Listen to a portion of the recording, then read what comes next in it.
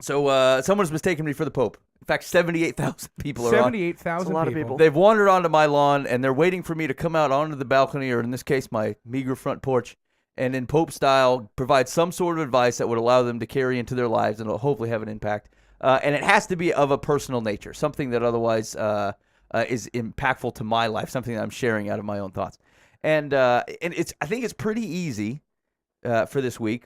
But my Pope style advice is it has to do with giving advice, and basically, if you're going to give advice, take the onus off yourself and point it to Jesus, and then you're going to have to let it go.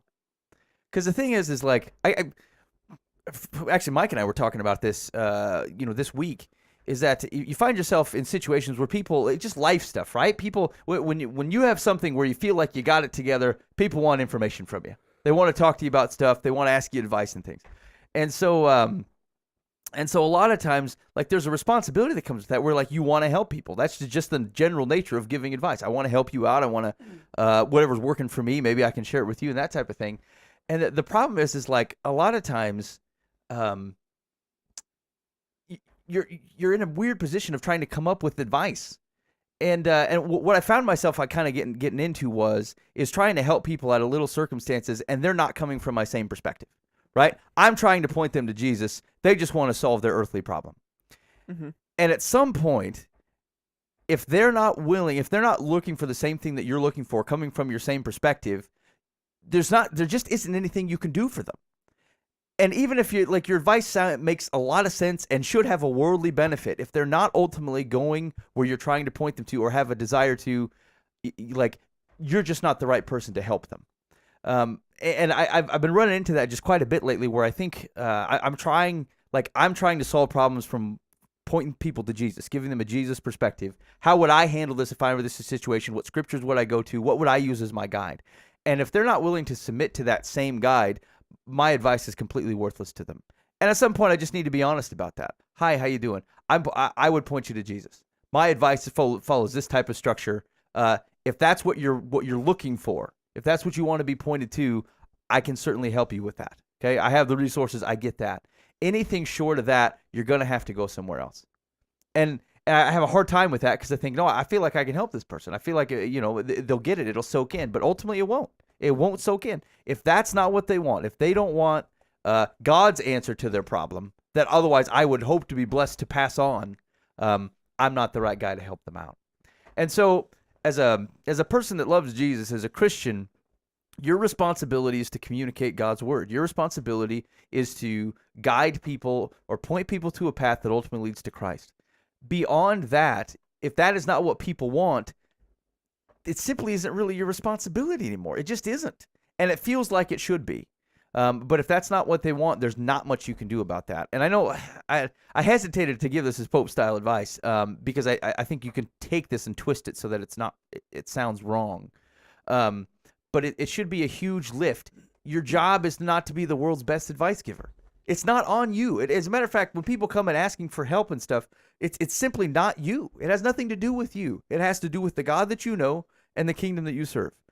And if you can communicate that appropriately, you fulfilled your responsibility. And just like people can reject the gospel or not, they can reject the structure of God's kingdom and how he would otherwise have you solve your worldly problems and find peace and joy. And if they're going to reject that, there just simply isn't anything that you can do about it. And there's a weight that comes with trying to help someone and it not working. There's a heavy weight where someone says, I want your help, and you provide advice and nothing changes in their life. And you're like, I'm trying to help. But ultimately, if they don't want what you want, if they don't want God and they don't want God's solutions and they're not willing to pursue that, your advice is going to look foolish and it's not going to do anything. And so I guess my Pope-style advice is to know where your responsibilities lie. And here's the deal. You're not bowing out. You're giving them the most powerful opportunity that they've ever had. You're giving the best possible counsel because it's not yours. It's coming from God. And that's what you're giving them. They have the choice to reject that or not. But the onus is not on you. You are a passer on of God's wisdom, not a creator of your own. And that responsibility doesn't sit on you. And looking around at a world that largely doesn't follow Christ, even within the church, that is a very heavy weight that can sit on you if you take it upon yourself and your advice to solve other people's problems that aren't being pointed to Christ. So anyway, as you find yourself growing and maturing in faith, it will draw people who need help. They can tell something's different. It's what happens. They see someone they feel like their life is in order. I want to talk to them. But like your life is in order because you follow Jesus. That's why. Mm-hmm. And people will miss that, and the individual pieces of advice on its own simply aren't going to do anything. I've had a lot of people leave conversations with me where they had come for some type of advice in some type of earthly thing, and they leave very frustrated because we can't get past that first base step. And they just want to know how can I make the pain go away? Help me fix the symptoms, and I'm trying to help them really solve the problem and really correct the issues in their life that usually is not a quick fix. It's often a long term. It took them a long time to get in this situation. It will take them a long time to get out of it. And that's really frustrating for people when they have no intention at all, like you say, of following Jesus or changing their worldview. And I'll always say, well, how's that worldview working out for you? That got you here, right? Well, yeah, but blah, blah, blah. Well, there's nothing I can do for you until you come to the first conclusion of God has a design, and He has a design for your life, and here's the way to go. Will you acknowledge God first? Yeah. So that's challenging.